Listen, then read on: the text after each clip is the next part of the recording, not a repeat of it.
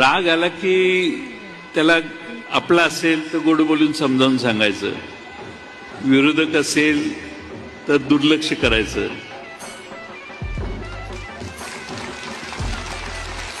त्याला काय, जो आपला नाही त्याला सुधारण्याचा प्रयत्न कशाला नाही, करायचा? असं कसं आहे बघा, असं आहे की राग आला आणि काही वेळेला वेदना पण असतात ना, म्हणजे काही वेळेला दुहेरी असते.